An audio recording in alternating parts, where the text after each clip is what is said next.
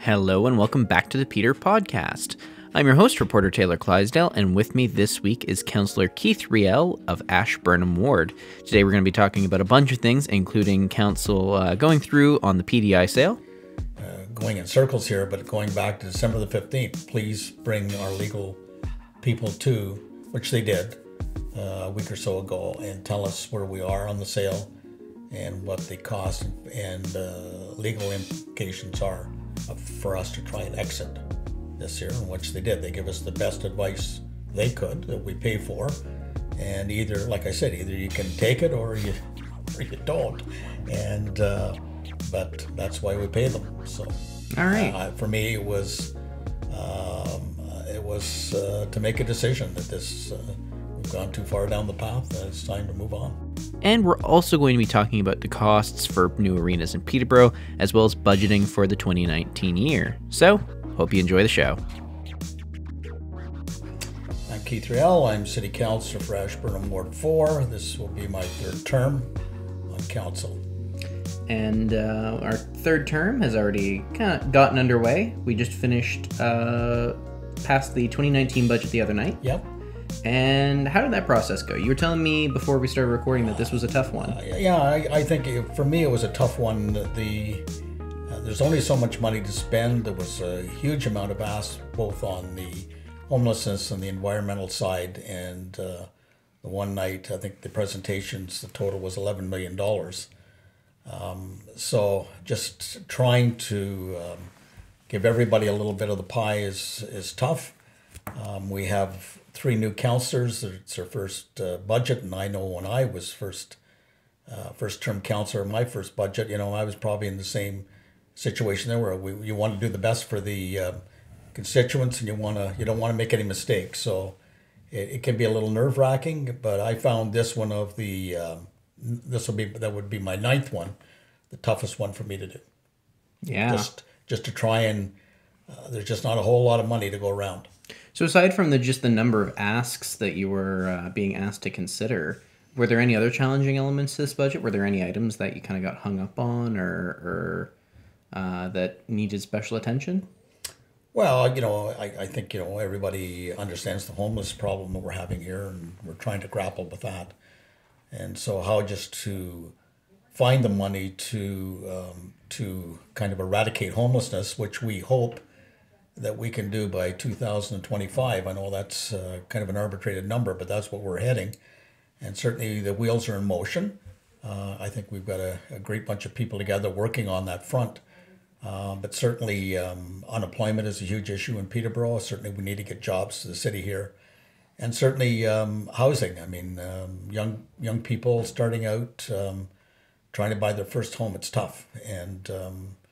And then it's people that just want to look for affordable rental units. The prices are way above what they can pay, so it's a conundrum for everybody. So, and how does the city try to help manage that? I mean, what can the city itself do, and what has it been doing to deal with this low rental vacancy rate that we have, to deal with these high market prices? Like, what's the city's kind of contribution to dealing with these market conditions? Well, I mean, we're one of the biggest housing providers in the city, and that's Peterborough Housing Corp. So that's an arm of the city. So I believe, and I could be wrong, I think we have over 2,000 rental units. So we're a big player in that. We've given money to the Mount and some other developers, and done some things to try and get geared to income housing.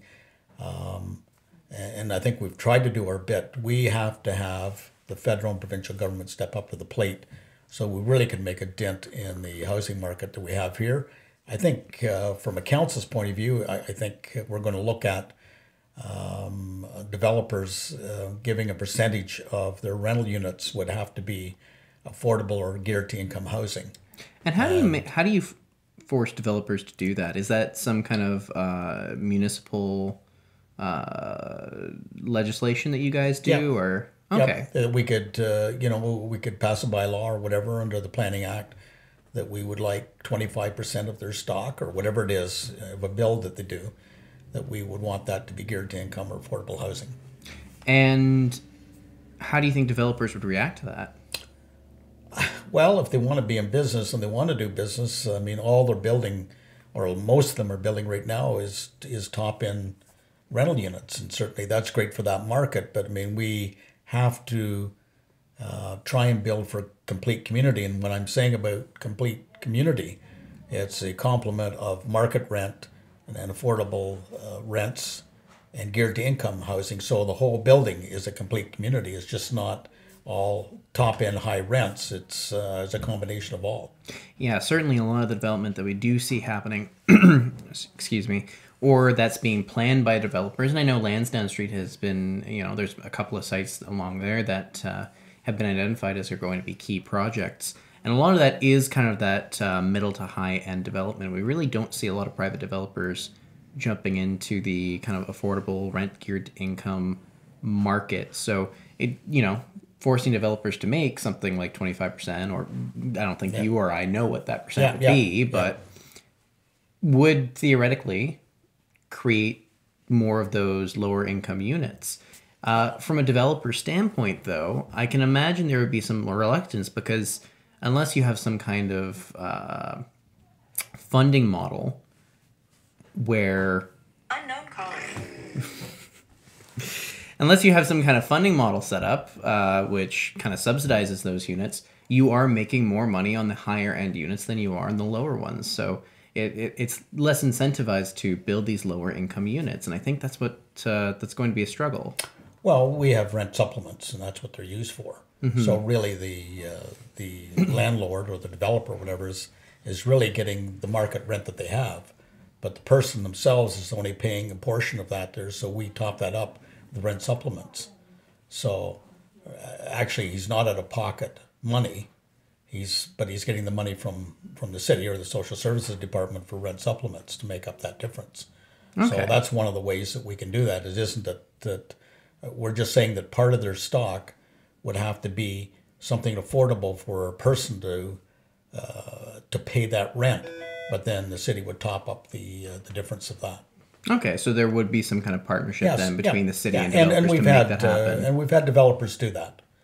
Not to name any names, but I mean we've had a couple of developments that have done that and bought into that, onto the affordable housing side of it, the program that we have. So 80% market rent, and then which is still too high, and then they get a rent supplement for the rest. Okay. And while I wouldn't expect for it to happen, but I mean, I will present this question anyway, but are you afraid that developers might say, then we won't just build in Peterborough, we'll go out into the county and build our higher end units that make more money elsewhere? Well, yeah, and I can't, we're not trying to force developers, we're just trying to work with them. But we have a problem here, and we want them to work with us on the problem. And certainly it's how it happened in other communities and stuff like this. But I mean, if you were just to take a plot of land and put low income housing in it, what you've done is set up a ghetto.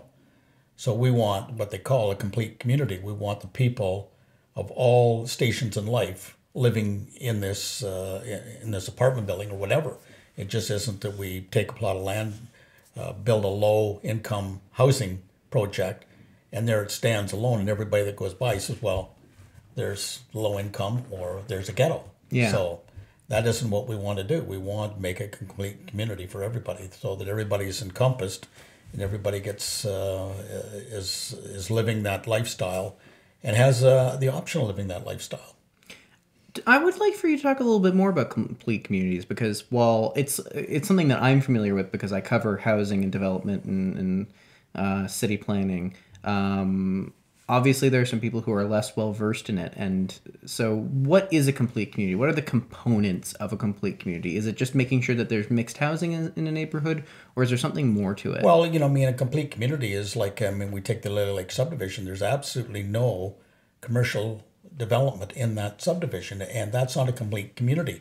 People are living there, but they have to go outside to get the amenities that they need for life. So really that subdivision there should have had a component of some commercial and stuff like, of that inside that community. But then what we talked about is the affordable part of it, where there's people, there's affordable housing. I mean, there's high end and there's middle of the road, and there's I shouldn't say low income, but low affordable housing for people. So it's what they call a community. They have parks, they have the whole thing. So it's self-sustaining in itself. So you can do that in a building where you can have people of different stations of life, paying, but they live in the building together. It isn't just a high-end building where it's either the middle class or the rich and the affluent living in this building, and that's fine.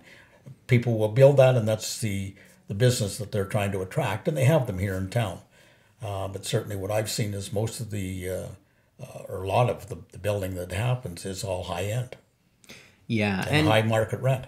And recently, me and my fellow reporters in the newsroom did a series looking at some various parts of town that are expected to change over the years, based on a report to the city about nodes and corridors. And something that was interesting was taking a look at East City and how that's kind of an example of a complete community. I don't mean to highlight a part of one of your ward. No, fine. But, it's kind of this dense spot where you have parks, you have schools, you have churches, you have retail, and you have residential all kind of mixed in together into this kind of compact node. And from my understanding, planners and consultants have kind of looked at East City as kind of this ideal model that we should be looking at for other parts of the city as well.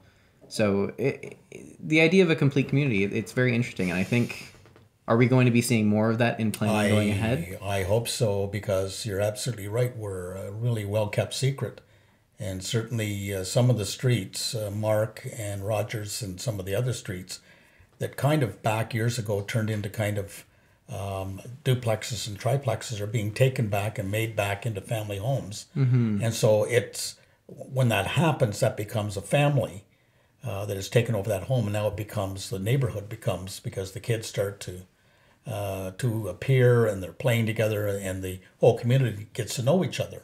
Where it's just, if it's a rental unit, somebody's coming and going, it's just a place to drop your hat kind of thing. But people are changing these duplexes and triplexes back into family homes and making it, changing the whole streetscape. So, and if you look at the downtown of East City, it's a hub of that whole area there for shopping and little shops and stuff like this. So it is a good example of complete community, because there's schools, there's parks, there's all of the amenities that you need, and certainly in the community itself. So. Yeah, so let's move on to that topic, because again, planning is something that we could spend all day talking absolutely. about.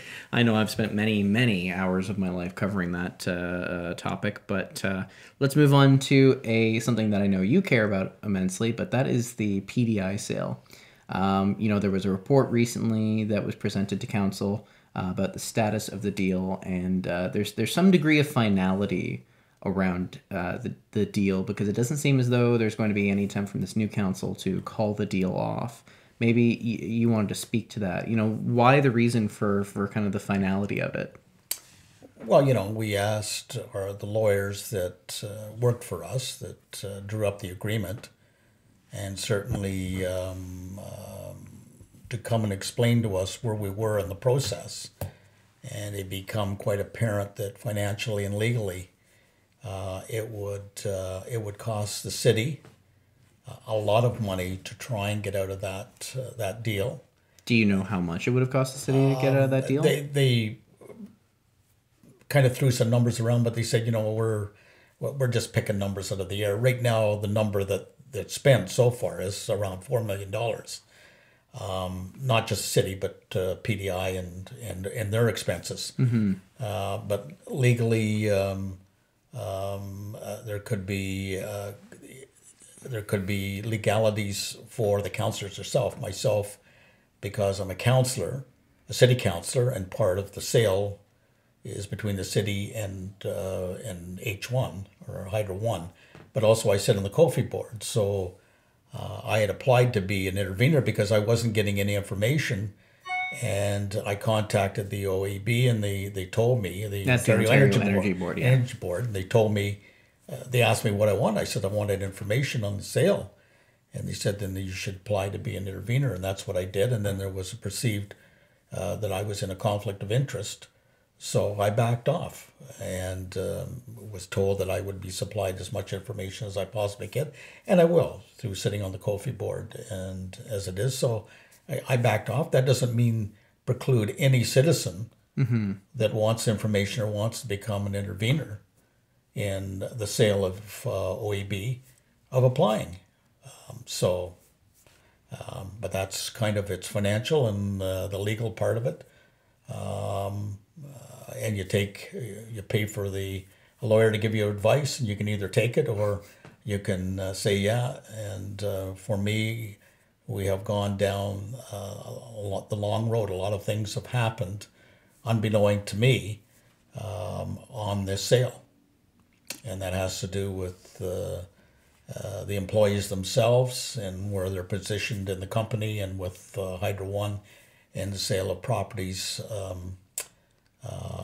that could be for the new communication center or whatever you want to call it for Hydro One. So yeah, that new regional hub that they want. Yeah, a lot of things have happened. So I just heeded the word of the lawyer and said I think that we've gone down the path a long way, more so than I knew. And well, it has been. The deal was originally, council voted on the deal to go into the agreement with Hydro One in 2016. Do you remember the month?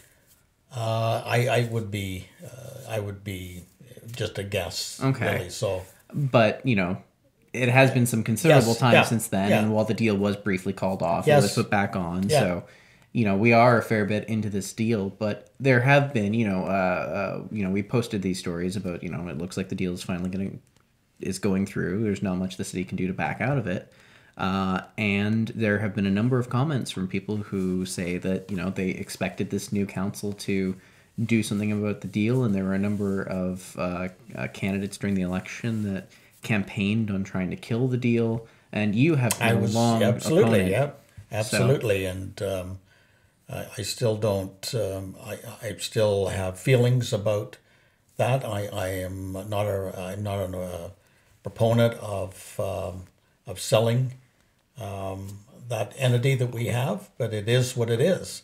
And certainly when you have to make a decision, and certainly you're absolutely right. I was against the sale of PDI, but that's why I made a motion on the 15th of December to get our legal people that had drafted up or worked on the sale between the city and Hydro One to come and give us where we are at this time and kind of a rough figure of what it would cost financially for us to exit this year. And I don't think I would be doing the citizens of Peterborough a favor.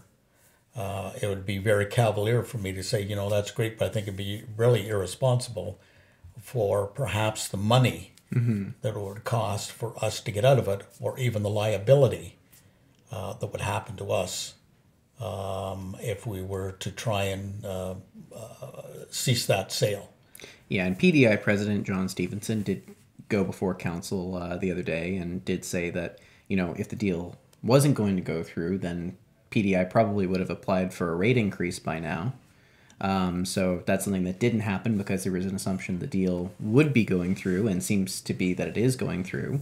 It seems that the only thing that could happen that could kill the deal would be if the Ontario Energy Board said no to the deal. In that case, do you know what would happen? Could the city say, well, the Ontario Energy Board said no, so we're going to back out of it? Or would the city have to adjust the agreement so that the Ontario Energy Board would say yes?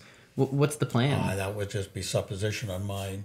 I guess if the OEB said no, this is not a fait accompli.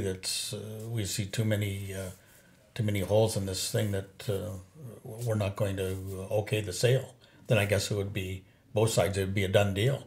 We would probably have to eat the costs that we've spent now, but I don't think there would be any either side suing each other for some sort of compensation. Okay. And either Hydro One or the city or Kofi or whatever suing whoever to try and recoup their loss. It would just be the OEB made a decision. The sale is not going through. I guess both sides could go back and try and find out why the OEB made the decision and try and get it back on on the tracks, and that's certainly well beyond me.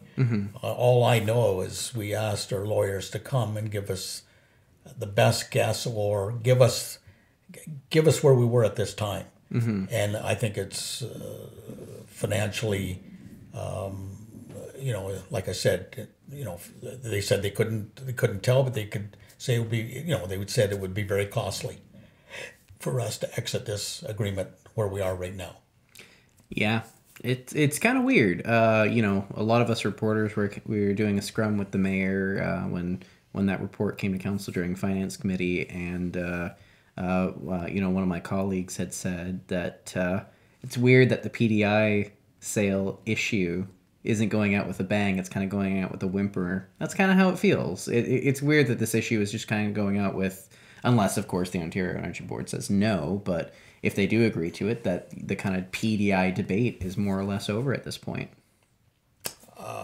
I guess so, unless another group of people, and certainly I haven't had an influx of emails or phone calls for me on this issue since, so I can only surmise from that people are resolved to the issue, that it's done, it's going to go through, and let's move on.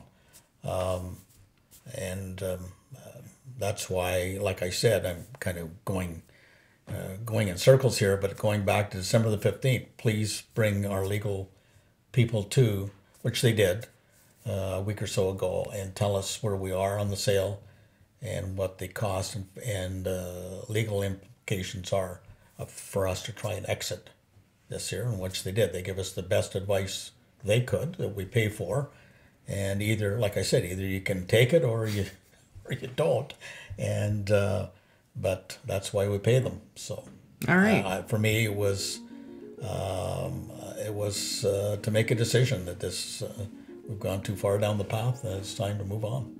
All right, now we've got a couple more topics that we want to discuss, sure. But I think we're going to take a short break and come back in just a moment. Okay. We'll be right back then. Good. All right.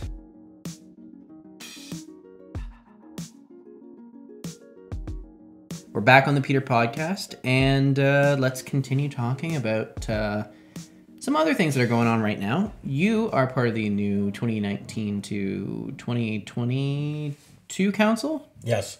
So you have two new councillors at the table. You have a new mayor. What do you think of the new council that we have in front of us? We have some really bright people, and I see a bright future for us. A lot of they're going to bring some really neat ideas. There's a learning curve for the new ones. There's going to be a learning curve for the mayor, different role for her. I just want us, the people, to give this council a chance. We've only had roughly 4 meetings, and already we're being roasted in the papers already. I think you got to give us a little bit of a chance to do the things that we're going to do. I says we just come through a budget. It was a tough budget as far as I was concerned. I think other ones, a lot of asks. There's not a lot of money, but you try to spread it around as best you can to everybody that wants a little piece of the pie. And I thought we did a reasonably good job. And I guess I'd go back and I look at the first budget I did. Scared, want to do the best thing I can for the citizens, don't want to make mistakes, and I can see myself of the 3 new councillors in the role that they were doing, and the same thing is trying to read through this, trying to get their head around it, trying to make the best decisions for the taxpayers of the city of Peterborough. We set an arbitrated number of 2.5, and that's where we came in. Some people probably think that that's still too high, but I think the county is 3.5. Something like that they're looking at. Kawartha Lakes was 3.5. So we're trying to do the things. We're spending $280 million of the taxpayers' money, and I think $70 million of it is going to capital projects. So it's not like there's just going to be shovels in the ground. There's some big asks that are coming up. A new multi-arena entertainment complex.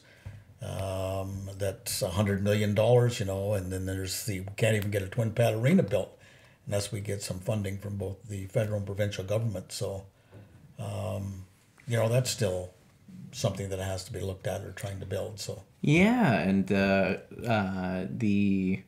which arena are you referring to? Are you referring to the $100 million one or are we referring to the there's Trent the one? 55 million one and there's the 100 million. We can't build either one. Yeah. So we just don't have the money, and we thought we had the twin pad aqua center, or whatever you want to call it, a Trent, pretty well put to bed, but then the provincial government pulled their money. So usually when there's a third, the provincial government comes in, the federal government comes in, and then the municipal government comes in for the other third, and you have it built. That hasn't happened. We have the land, it's ready to go. Yeah, as Alan Seabrook, our commissioner of community services. Yeah. See, these new titles are messing me up. But there was a shakeup in some positions last term. But as he was saying during council one night, the project was pretty much good to go. All that's missing is the funding component. Absolutely. So what's the plan then for that arena up at Trent University? Well, I think that Dave Smith, the MPP, is working on it. The budget's coming down in March. We'll see if there's any money there. If there is, then I know there's a federal election, but then I guess the MP, Rain Monsef, is going to have to try and come to the well. If she does, then I guess we're back on to build the twin pad and the Aqua Center. The other one we passed to hire Sierra to go deeper into the weeds on this arena entertainment complex. So, my preference is to build at Morrow Park. We own the land. Mm-hmm. Lot of people. Morrow Park and the other site, Market Plaza / the City Works Yard. Those seem to be the two favorites. What are your thoughts on those sites? Well, and obviously there are some more sites, you have the DBIA and you have other ones that are saying they should be, built at the Market Plaza, but who's going to buy it? People say, will the city buy the land? Well, I'm told somewhere between $20 and $40 million to buy that property, then remediate it, where you have Morrow Park that's ready to go. We own the land. We're ready to go. So that's for demolition, me. And how far is there between Morrow Park and Market Plaza? That's not a big distance. So really, but my cousin came into town and he had two grandkids playing in a tournament in September. And I had to almost take them by the hand to get them around to where the arenas were. Well, if you were to build this complex down there, everything is along Lansdowne Street. You have hotels, you have the restaurants. If you want to go uptown, you go up George Street, wherever. It's all be easy access. You got the highways coming in. So that's where I think it should be built. Now, there are other cities, I believe, Kingston and Oshawa, that do have downtown arenas. And, the arguments in favor of those ones are that, they're nearby restaurants, they're very walkable, they're very integrated with kind of the economic landscape of what's around them. So, there is an argument for Market Plaza over Morrow Park, but it seems as though Morrow Park, it's far more cost effective. So I think that's probably going to be one of the questions that the consultants are going to have to deal with, and council as well, is do you go with the more expensive site to put it in an area where it's going to be in that central location, or do you put it, down the street over at Morrow Park where it's cheaper? Even if we were to entertain the arena entertainment complex, it's going to have to be a 3P model because we don't have the money. So I have not heard, or maybe there are groups out there waiting, but if these people wanted to be in that business, then why aren't they stepping up to the plate, buying the Market Plaza and building this arena? As opposed to the city. We could be a partner with them and do the things that we have to do. And we have some land, and probably maybe part of ours would be building the parking garage or whatever like this here is. But I haven't seen anybody come up to the plate and says, we think it's great. Market Plaza is our spot. We're buying up the Market Plaza. We're going to remediate it and we're going to build that. I don't see that happening. Now, is cost the most important element of the site selection process? I don't think so. I think it's probably, if you didn't have to spend $20 or $40 million to buy the property and you go down to Morrow Park, you can build a lot of building. You know, so yeah, I guess it costs in that way. But I mean, regardless, it's going to cost a lot of money. I think a lot of the groups that would step up to the plate, and they're talking about these marketing groups are here. They're the ones that want to come in and run the arena. They're not the ones that want to put the bricks and mortar into the building. That would have to be probably on the shoulders of the city, and we just don't have that kind of money to build that kind of a complex. Now, you had said if someone really wanted to have an arena downtown, that they would buy the property and build it themselves. Yes. But the city is the manager of all of the arenas in town. Would the city even allow someone to come in and step in and build a private arena? Well, I guess we would have to cross that bridge when we come to it. But I mean, I know that $100 million. I mean, we can't, like I said, we can't even get a twin pad arena built, let alone this here $100 million one. So where would we ever? We couldn't. We don't even have the ability to venture that kind of money. And we come back to the shortage of arena issues. You know, without the one being built at Trent, without replacement to the Memorial Center, we're at a deficiency of, is it 3.5 ice pads that we need? Yeah. And Northcrest is dilapidated, and when we get a replacement arena, that's going to be taken out of the loop. So we're still going to be behind in the number of ice pads that the city needs. So how long are we going to be playing catch up? I'm not getting much traction, but even I've been floated the idea of refurbishing the Memorial Center again. We have put $20.4 million into that building. They're going to redo the floor. So the floor will be perfect by the time they get it done. We've got a new HVAC unit. We've got all of these things that we've changed. So why wouldn't you build like a bowl out to the west part of it where the parking lot is now? Put a extra pad on the back because you have a new refrigeration unit. Put a pad out the back, which would be, I guess, used by the Petes to practice.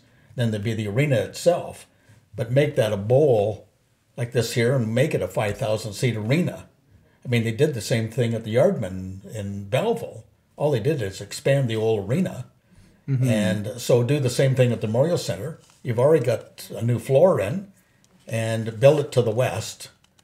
And then the parking lot where they have across the road would become the new parking lot because you've taken up that space to build this part of the addition. I know people, you get to go, oh, like, geez, we put 14 point some million dollars into a renovation before. Well, that isn't the council I was on, but he says, why wouldn't we just refurbish the Memorial Center and make it the 5,000 seat arena that it should be? And the future of the Memorial Center is part of the research that's going on right now into the potential new arena as well. So do you still think that the Memorial Center has life in it and can even be expanded upon? Well, it's going to. I mean, we've spent $20.4 million in it. This is only me talking. When the decision or the argument come up about redoing the floor, either spending $900,000 to prop it up or, kind of do a part fix, or $8.5 million. I think that you sealed your fate when you put $3.5 million into that floor of arena being built. So right now we're dead. We're stuck with that arena. That's it. So I don't know how you're going to get out of it. You've got too much money invested in it now. All right, so I'm just taking a look at the clock, and we're just going to start winding down. But the last topic I want to talk about is something that I've brought up with a couple of different councillors, and that is one of the challenges that I think we're going to be seeing with this new council. We've touched on it a little bit, but that is the new provincial government. Obviously, the provincial budget hasn't come out yet. I think you had said that it's going to be coming out in March. But what do you think is the challenges that it's going to be over this term of council? Because as we've seen so far, this new provincial government is trying to get the deficit under control, and they're doing that by making a lot of cuts, including, as previously mentioned, the funding that was coming to our new arena at Trent. Well, one of the big things is the last time that the Harris government is they made cuts to social services, which I'm chair of social services. So if they take another whack at it, we have some tough decisions to make. So with Mike Harris, just last year, 2018, was the first year that we were 100% funded by the government of Ontario.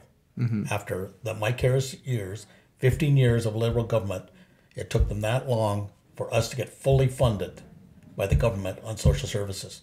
Now we could go back to where we were before, and tough decisions were made, which programs that we have put money in or thinking about putting money into would stall because we would have to put that into social services because we wouldn't have the money. We have some reserves, but then we would have to prop up. We'd have to look at some of the services that we're giving to recipients of ODSP in Ontario. Well, not so much ODSP, but Ontario Works, because we have a problem of the homelessness and certainly low-income people and stuff like this. So then when you had the chair of the board of the police come and saying, we can foresee a $500,000 shortfall, maybe even 2.5 million shortfall. Well, we have an obligation for the police force. It's quite a range there, $500,000 to 2.5. Well, half a million they think they're hoping to get on a program, but then it could be $2 million, So there's that. Then you have the ambulance services, you have the Board of Health, you have all of these people, you have long-term care that are all contingent on money from the government.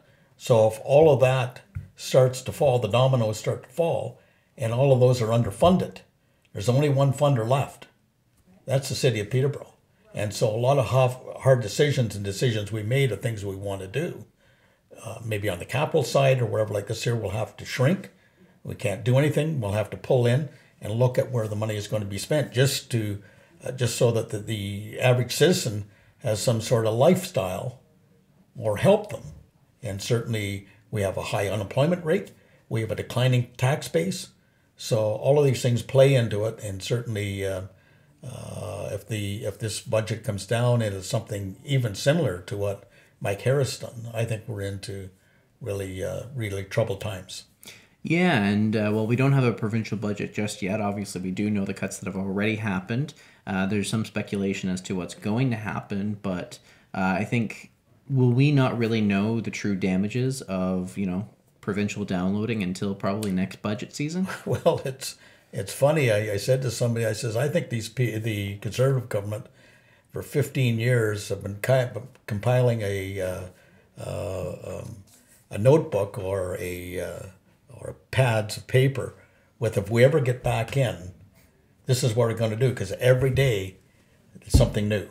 Like last week it was the school, and this week it's kindergarten, and every week it's something else and so they've got a script. So I think they already know what the budget is going to be. They already know where the cuts are going to happen. It's just what they roll it out. But they've been doing this ever since they've been elected. It's like they've got this book that they built and said, if we ever get back in, page 1. They started with this, and there's been cuts ever since. So when you guys are looking at the capital budget, next year, what are the type of things that because you are dealing with those additional costs that have been passed down to you, what are the types of things that you take a second look at and go, well, I don't know if we'll be able to fund that this year? Well, we have the casino money that's coming in, and certainly still we get money from PDI, and we said that, the casino money would be used for capital, but if you need just money to run the city, as opposed to building roads and sewers and stuff like this, that might have to be again that slowed up or do as not much as we want to do. I'm hoping that doesn't happen. I think that some stuff, debentured money that we have out there, or just a fancy word for borrowed money. Some of the stuff is coming that it's going to come, that debentured money is going to come back to us because it's up. We paid it off. So it's going to come back to us. So, and then we don't know what the full extent of how much money we're going to get from the casino. Mm-hmm. If the sale of what happens with PDI, we got $5 million this year. What's that going to equate to? Then you would have the $50 million or whatever it is to invest.